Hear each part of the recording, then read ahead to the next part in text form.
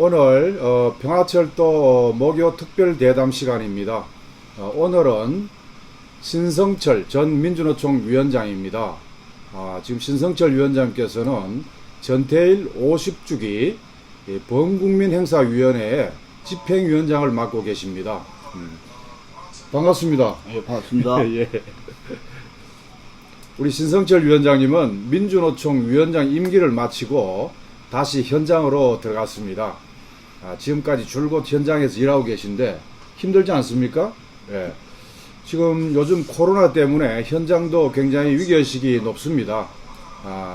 현장 분위기가 좀 어떤지 좀 말씀을 해 주십시오. 지금 이제 저희가 있는 사업장은 자동차 회사인데, 라인마다 좀 특성은 있지만 2주간 휴무를 들어갔고요.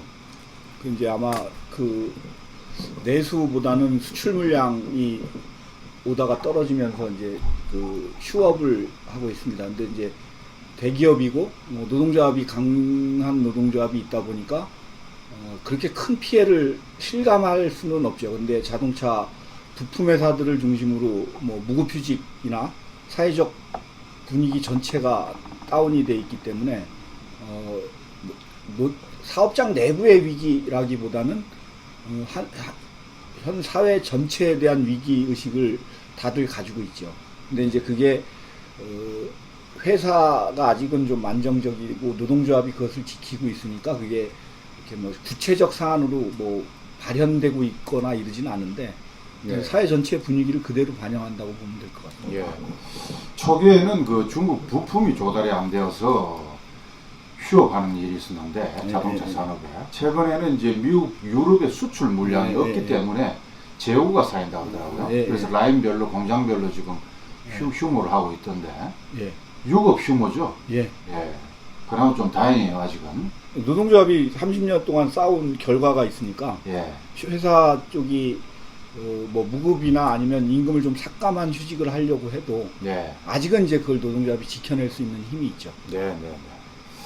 지금 오늘 오전에 전태일 50주기 범국민행사위원회 대표자회의하고 기자회견을 하지 않았습니까? 출범 기자회견. 그래서 지금 준비 사업을 총괄하고 계신데, 전태일이 70년에 이제 분신을 했습니다. 내 죽음을 헛되이 하지 마라. 근로기준법을 지켜라. 라고 외치면서 돌아가셨는데, 전태일이 오늘의 우리 노동자들에게 그리고 노동활동가들에게 무엇을 절절히 좀 호소하고 있다고 생각합니까? 50주기 행사에서 가장 핵심적인 정신으로 정리한 것이 연대와 사랑입니다. 70년 전, 50년 전에 전태일 동지가 했던 근로기준법을 지켜라가 과연 한국 사회에서 지금은 해당 사항이 없느냐라는 문제를 놓고 본다면 여전히 근로기준법의 사각지대에 존재하는 노동자가 있고 불평등이 더 심화된 사회를 살아가고 있습니다. 그런데 전태일 열사라고 칭했던 노동조합 내부의 열사로만 자리매김함을 넘어서 전태일 동지는 어쩌면 이 땅에 가장 보편적 권리인 평등과 사랑의 얘기를 한 거라고 저는 생각해요. 그거는 어쩌면 인간 존중, 생명 존중을 바탕에 두고 평등한 세상을 만들라는 요구였다라고 저는 믿고 있고, 그것은 지금도 유효한 과제라고 생각합니다. 연대와 사랑과 평등, 정말 좋은 가치입니다. 전태일 열사의 염원대로 하루빨리 그런 세상에 와야 되는데, 지금 이제 이 코로나 위기가 전 세계적으로 확산되고 있지 않습니까? 우리나라 경제에도 이제 이 타격이 심하고 장기화될 우려가 이제 있는데, 그러면은 이 경제 위기가 올 때마다 가장 이 어려운 건 노동자 서민들의 생존권 문제입니다. 심한 타격을 이제 받을 것으로 예상되는데, 이럴 때 항상 보면은 이 정부는 친기업 쪽에 서가지고 기업을 살려야만이 고용을 창출할 수 있지 않느냐 해서 노동자보다는 기업을 편들고, 이래서 노동자의 일방적 양보를 통해서 경제 위기를 극복하는 이런 이제 방법을 선택하기 마련인데 우리가 좀 어떻게 대응하고 극복을 해나갔으면 좋겠습니까? 이럴 때. 이제 말씀하셨듯이 한국 경제에서 위기가 찾아왔던 대표적 시기가 IMF하고 이제 외환위기가 있었죠. 근데 그때는 뭐 금모으기 운동을 비롯한 여러 가지 대중적 힘으로 극복이 됐음에도 불구하고 자본은 기회로 삼아서 구조조정 내지는 예. 정리해고를 단행했습니다. 예. 근데 이번 상황은 만약에 그때와 같이 자본과 정부가 그런 대응을 한다면 전 대단히 큰 위기가 다시 더 큰 위기가 찾아올 거라고 생각합니다. 예. 여전히 대중이 제일 많은 피해를 입고 소외계층이 제일 많은 어려움을 겪고 있는데 이 사람들의 피해를 방관하거나 방치하면은 경제 위기는 더 심화될 수밖에 없겠죠. 예. 자본도 자기 배를 불리는 위기 극복이 아니라 함께 살아갈 수 있는 더불어 함께 극복해 나가는 뭐랄까 화합과 통합력이 정부에게도 예. 자본에게도 일반 대중에게도 필요한 시기라고 생각하고요. 그런 측면에서는 모든 사람이 윈윈 할 수 있는 극복 방안을 중심으로 돼야 된다라고 생각하고 행여 이것을 기회로 노동자들의 기회 구조조정이나 기업의 자기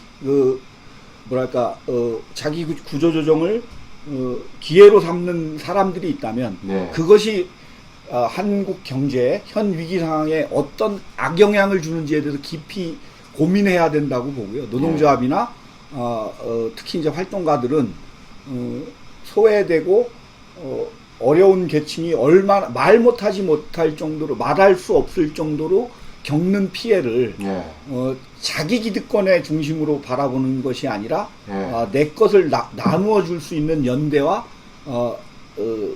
자기 희생의 각오를 다져내는 것이 전 필요한 시기라고 생각이 듭니다. 예. 최근에 이제 문재인 정부가 그리고 경기도 서울에서 이제 잇따라 긴급 재난 지원금을 주고 있지 않습니까?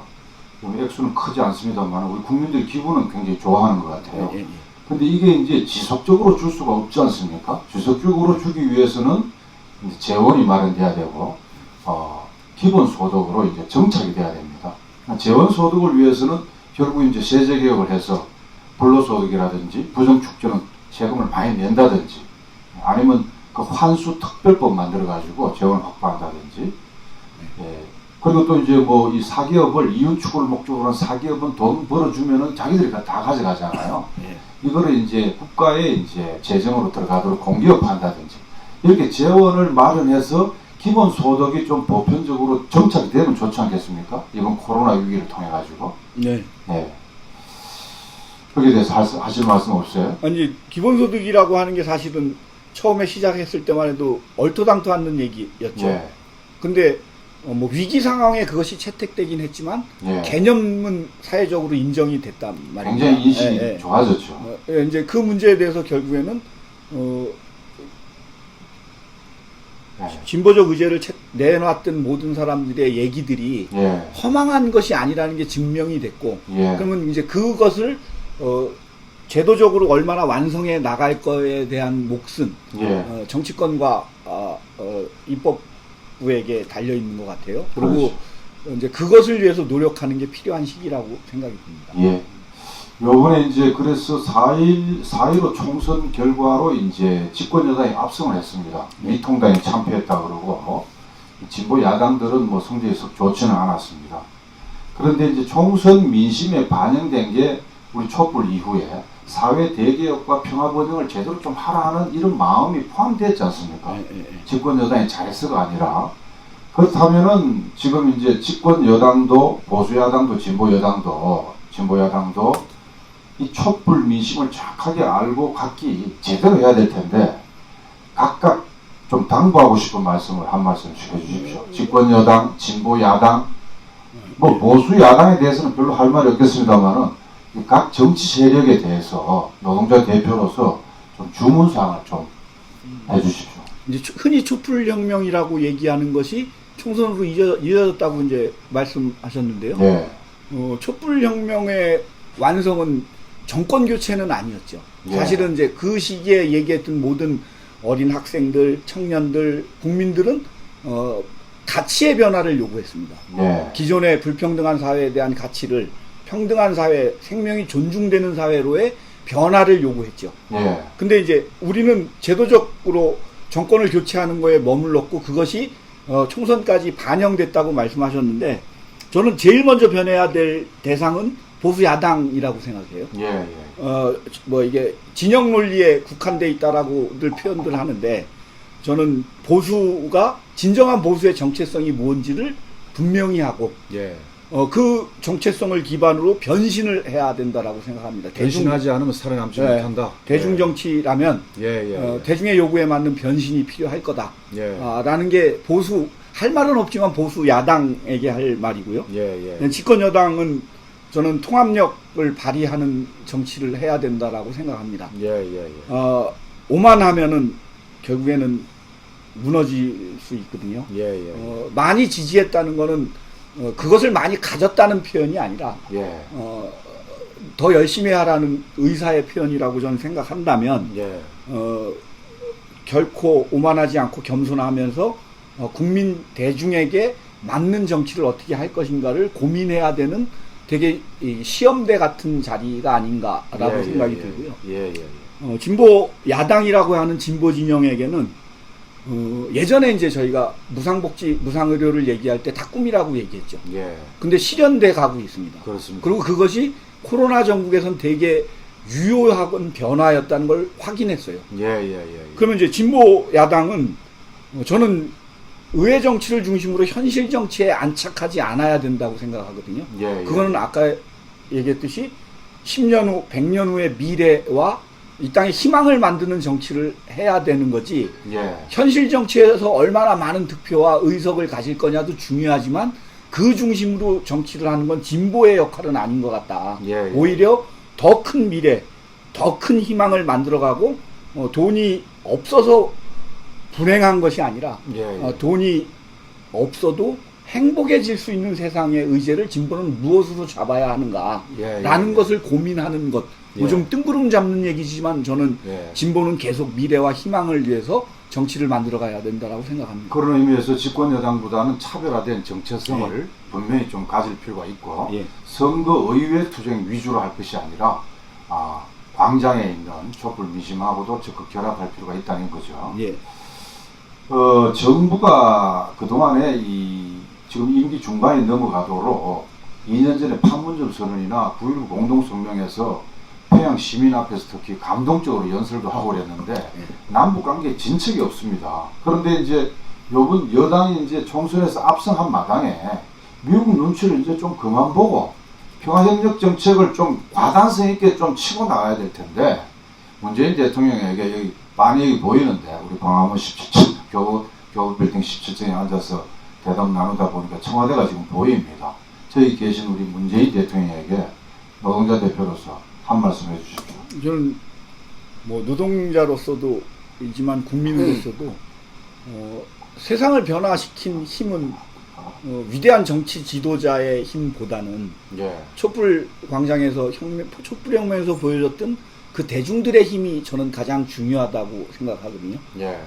그것이 역사를 변화시켰고 역사를 발전시켜 왔다고 믿고 있습니다. 예. 독일의 통합도 위대한 정치 지도자들의 결단도 중요했지만 계속 왔다 갔다 한 독일 민중들에 의해서 예. 장벽이 무너졌듯이 예. 저는 남과 북의 문제는 어쨌든 민간 교류를 중심으로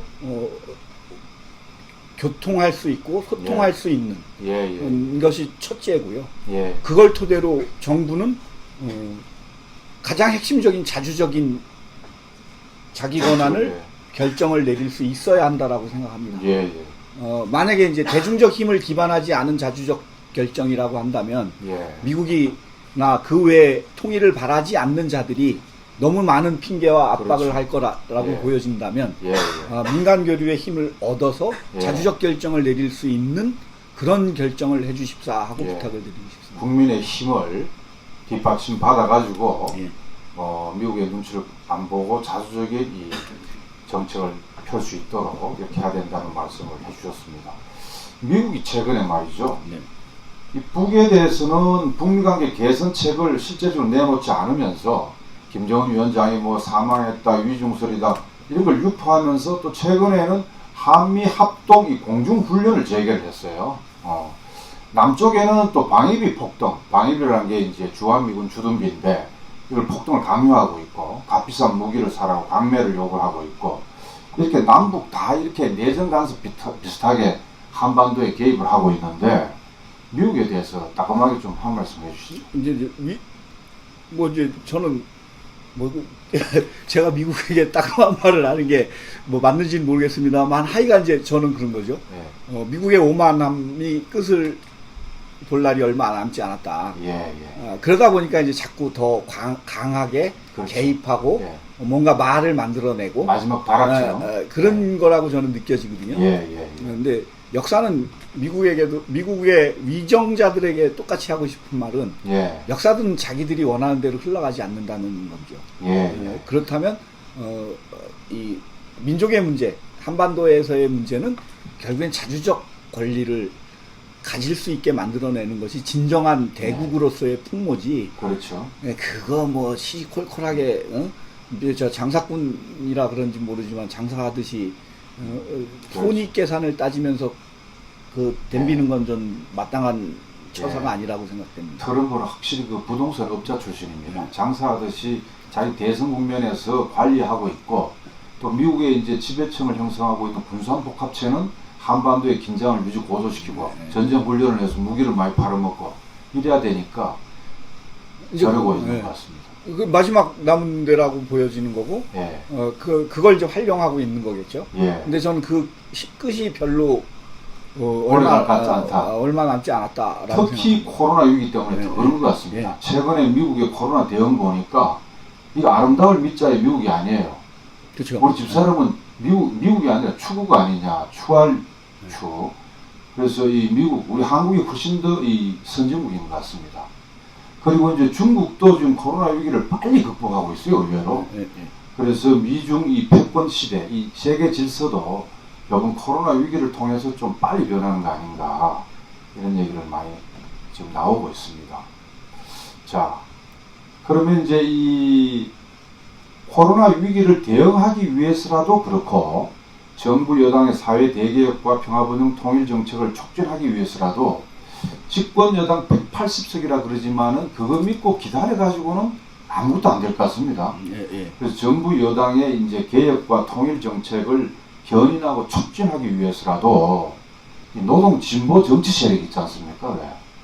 지금 정의당도 있고 민중당도 있고 노동당도 있고 또 민주노총, 전농, 전비년 등등 노농빈도 있고 진보적인 시민사회 단체들도 있는데 이런 노동 진보 정치 세력이라고 할 수 있는 이 세력이 어떻게 해야 되는지 지금 막 쪼개져 있고 나눠져 있습니다.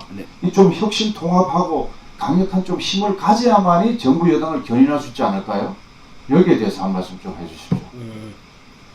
이제 아까 이제 전태일 정신에 대해서 얘기했을 때 평등과 연대, 사랑 이 얘기를 했는데요. 뭐 있는 그대로 운동권, 특히 노동조합 운동에서 사상적 차이의 분화라는 게 부각되지 않았을 때는 단결이라는 의제를 중심에다 놓고 얘기를 했습니다. 근데 이제 어쨌든 사상적 차이와 가치의 차이가 존재한다라면 같은 길을 가는 동지로서의 연대의 정신이 부각돼야 될 시기가 아닌가라는 저는 생각을 좀 하거든요. 근데 우리는 같은 진보 진영임에도 불구하고 서로를 부정해야 내가 더 부각된다는 착각 속에서 많은 오류를 범했던 것이 사실인 것 같아요. 그래서 오히려 저는 지금 시기는 사상적 통합력이라는 것이 중요한 시기가 아니라 존재를 인정하고 상호 존중하는 속에서 연대할 수 있는 틀들을 만들고 그걸 토대로 함께 할 수 있는 일들을 동의해 가는 과정. 이 저는 순차적으로 필요하지 그냥 선언적 단결이나 아니면 뭐 통합적 힘을 발휘하자라는 이런 문제들은 좀 아닌 것 같아요. 오히려 같이 이 사회 변화를 만들어 온 진보 진영으로서 인정하고 차이가 있는 건 차이가 있는 대로 인정하면서 존중하고 연대하는 것, 그것이 더 큰 힘을 만들어내는데 도움이 되지 않을까라고 생각하고 그것이 힘이라고 생각합니다. 근데 진보 진영 안에서 서로를 부정하는 방식은 결국엔 제사를 깎아먹고 뺄셈이죠. 그다음에 순망치안처럼 예. 서로가 서로의 아픔을 감싸주지 못하는 운동이 될 거라는 생각이 예. 듭니다. 그 사랑과 연대, 연합 예. 이런 것도 결국은 지금 있는 정당한테만 맡겨놔가지고 너끼리 잘 사랑하고 연대하고 해봐라 이래가지고는 안 될 것 같습니다. 네. 그 점에서 이제 노농민 대중조직 정치 방침이 중요할 텐데 민주노총, 노동 쪽도 좀 제대로 좀 해야 되지 않겠습니까? 해야죠. 어떻게 해야 되겠습니까? 말씀 좀 해주세요. 저는 뭐 이렇게 일관된 주장이에요. 네. 뭐 이건 이제 위원장 시절이든 그 이전이든 이후든 상관없이 저는 뭐 어거지로 하나 해야 한다라는 얘기는 아닌 것 같아요. 그런데 이제 아까 얘기했듯이 서로 상호 존중하면서 인정할 영역을 인정하고 그 다음에 함께 할 수 있는 틀들을 만들어내는 새로운 실험이 필요한 시기이지 도토리 키재기 같거든요, 사실은. 그렇죠. 진보 진영이 많은 역할을 이 사회에 변화시켜내는데 가장 주요한 역할들을 했습니다. 주호일제도 얘기했고, 제도적 민주주의도 얘기했고, 이 땅의 평등을 얘기하기도 했고, 뭐 무상복지, 무상의료도 진보 진영 외에는 그때도 다 미친 사람이라고 얘기했음에도 불구하고 지금은 다 실현되고 있고 하나하나. 근데 실현이 됐어요. 근데 그러면 지금은 우리는 아까 얘기했던 미래와 희망을 어디서 만들 거냐를 놓고 본다면 서로 존중하고 서로 함께 할 수 있는 틀들을 중심으로 힘을 합쳐야 될 시기이지 차별을 부각할 시기는 아니라는 생각입니다. 그렇죠. 노동도 마찬가지라고 생각합니다. 전태일의 풀빵 정신이라고 있잖아요. 지금 우리 사회가 90대 10으로 이렇게 극단화되는데 빈부격차가 확대되고 있는데 이런 이 불평등을 해소하는 문제라든지 또 자주적인 평화통일 문제 이런 부분은 집권 여당하고 분명한 차별적 가치 생각이 있잖아요. 각 정치 세력마다 약간 뭐 깊이 들어가면 차이도 있지만 공통성이 훨씬 많거든요. 근데 과거에 이제 갈라지고 분열되고 이런 상처가 너무 고착화되고 심화되고 있는 것 같아요. 그런 거는 좀 잊어버리고 단결할 수가 없을까요? 그거 좀. 저는 그런 거. 대를 위해서. 이제 대를 위해서 그럴 수 있다고 생각해요. 근데 이렇게 가만히 살아보니까요.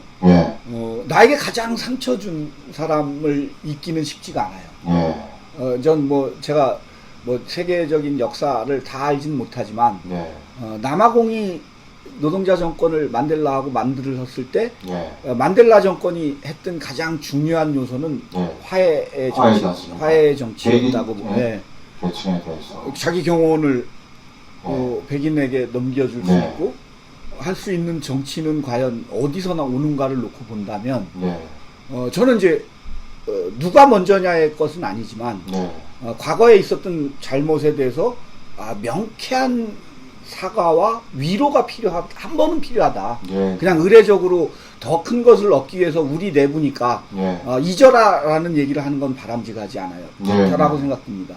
진짜 내가 반성할 것이 무엇인지를 얘기를 하고 네가 그걸 해야 너랑 만날 거야가 아니라 내가 더 큰 것을 위해서 내 이거 과오는 진짜 아팠다. 누구를 아프게 했든 아팠다라는 얘기를 전제하에 만났을 때 더 큰 단결이 되어지는 것이지 상처 준 것은 잊어버리고 더 큰 걸 하자라고 얘기하면 당위에 대해서는 동의를 할지는 모르지만 마음이 움직여지지 않을 거라는 생각이 들고요. 그런 점에서 이 성찰과 반성이 시작인 것 같습니다. 근데 이제 모든 사람이 다 성찰했다고 하고 모든 사람이 반성했다고 해요. 근데 아무도 그것을 반성이라고 받아들이지 않고 성찰했다라고 느껴지지 않는 게 문제라는 거죠. 그러면 이렇게 하면 어떻겠습니까? 우리 노동 진보 세력에 좀 지도급 인사들 다 끌어모아가지고 반성 성찰하는 날 생중계로 하는 거예요, 국민 앞에. 좀 필요하다면 좋을 것 같습니다. 자, 그런 점에서 이제 그런 사랑과 연대, 진보정 세력과의 단결 단합에 위원장께서 좀 앞장서 주실 것을 당부드리면서 지금 이제 아까도 말씀드렸습니다만은 4.15 총선 이후에 이제 적극적 평화 협력 정책을 견인을 해야 됩니다. 특히 저희 평화철도는 우리 코로나 위기를 극복하는 탈출구도 여기에 있다고 생각합니다. 남북 철도 연결을 통해서 평화도 실현하고 7천만 개의 밥도 해결하고 일자리도 해결하는 길이 바로 여기에 있다고 생각을 하는데 미국이 이제 대북 제재로 틀어막고 있고 아직도 북선 비핵화를 고집하면서 이 북미 관계 개선을 안 되면서 남북 관계도 속도를 내지 말라고 말리고 있거든요. 그래서 그런 점에서 민간 통일 운동하고 우리 국민들에게 총선 이후에 우리가 크게 보면은 진보민주 개혁 세력이 승리했으니까 이 힘을 가지고 한번 이 우리의 ഭാ비자 일자리자 평화인 이 한반도 평화협력을 한번 해보자라고 당부 좀 해주십시오. 국민들이 어떻게 해야 되는지. 저 이제 개혁적 정부의 한계가 소위 말 민간 뭐 통일운동이든 진보진영 운동이든 이제 딜레마라는 게 있는 것 같아요. 예. 적대적 관계, 아예 가치가 다른 정부일 경우는 어떤 수단과 방법을 가리지 않고 뭔가 대립각을 세우고 싸움을 할 수가 있는데 예. 개혁 세력은 사실은 이게 제끼기도 뭐하고 그렇죠. 항상. 근데 같이 하자니 되는 일은 없고 네. 이런 그런 딜레마가 저는 빠져진다라고 생각하거든요. 그렇죠. 그러면 요구할 것은 요구하지만 네. 대중적 운동으로 확산해서 기운을 만들어야 될 것을 분명히 잡아서 예. 개혁적 정부와 진보적 진영이 윈윈할 수 있는, 저는 이게 뭐 같이 살아야 된다의 개념은 아니라 예. 진보가 자기 역할을 할 때 개혁이 완성해 갈 수 있는 보완적 기능이라는 게 분명히 존재하거든요. 그렇습니다. 정치적 연대 뭐 이런 의미는 아니에요. 근데 이제 그것이 무한적, 그러니까 그런 조건이 있음에도 불구하고 어쨌든 정부 여당 그다음에 정부를 가지고 있기 때문에 무조건적으로 거기에 기대는 운동이 돼서는 예. 대중적 확산을 만들기가 어렵다는 생각이 드는 거죠. 예. 우리 운동도 자기 영역에서 해야 될 역할을 충분히 하고 예. 그 다음에 이제 정부에게 요구할 수 있는 운동이 돼야지, 예. 정부의 뭐 어떤 역할을 중심으로 할 수 있는 것을 자꾸 찾아가는 방식은 오히려 사업이 위축되거나 국민적 예. 공감을 얻어내기 어려울 것 같다는 생각이 막연하게 들긴 합니다. 네, 위원장님 이런 건 어떻게 생각하십니까?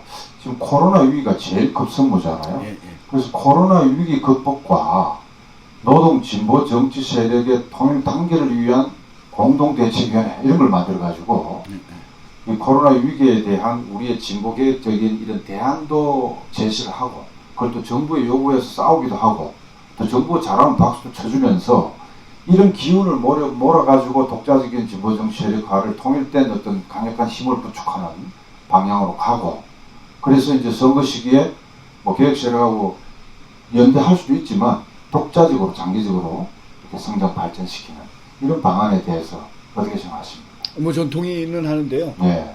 이제 우리 운동이 가지는 폐해들 중에 하나가 네. 상층 지도부에 의해서 그것을 결정나는 구조를 자꾸 가지고 가는 것은 안 된다. 안 되는 것 같아요. 예. 오히려 이미 이제 상실돼 버린 예.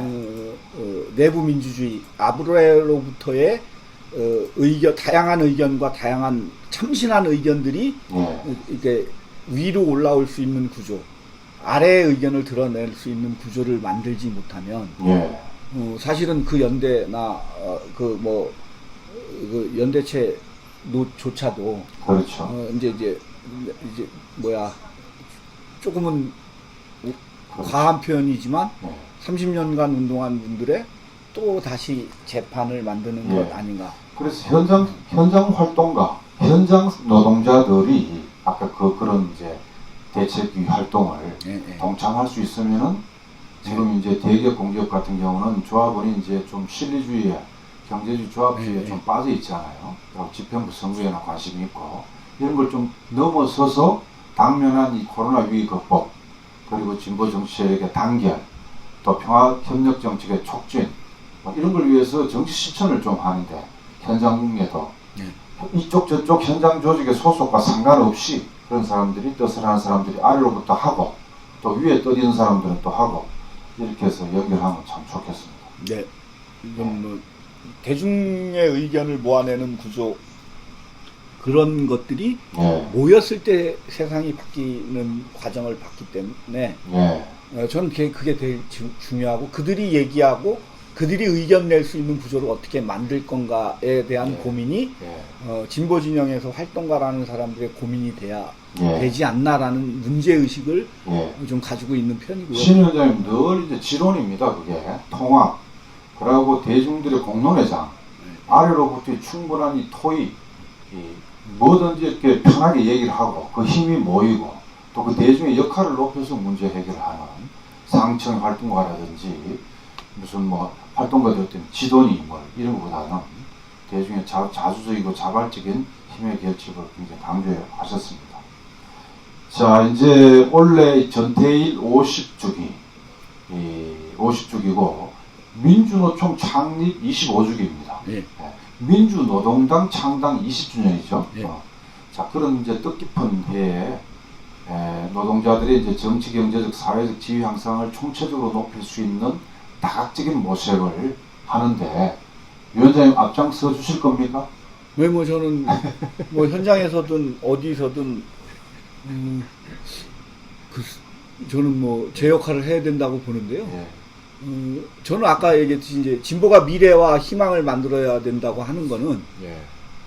제가 뭔가 주역이 되는 게 아니라 네. 다음 세대가 살아갈 수 있는 세상을 위해서 저는 진짜 몸이 닳도록 복무해야 되는 역할이 중심이지 예.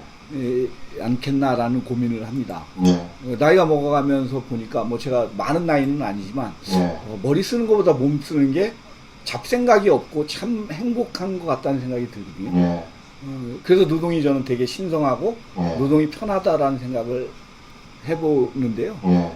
저는 다음 세대를 위해서 그들이 할 수 있는, 살아갈 수 있는 세상을 만드는 데 복무할 생각입니다. 예. 자꾸 다음 세대, 차세대 얘기하지만 아직 위원장님 건강하고 연세도 그렇게 많지 않잖아요. 머리색이 허였을 뿐이지. 아직 할 일이 많습니다. 건강하시고. 구태일 수 있죠. 마지막으로 우리 노동자 국민들한테 당부하고 싶은 말씀 한 말씀 하시고 마무리 짓죠.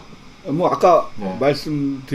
처음에 말씀드렸던 제가 이제 현재 직책이 전태일 50주기 행사위원회 집행위원장이기 때문에 예. 전태일 열사가 50년 전에 이 땅에 남긴 정신은 생명 존중, 예. 생명 존중과 어쩌면 자비, 불교에서 얘기하는 자비, 교회에서 얘기하는 사랑, 예.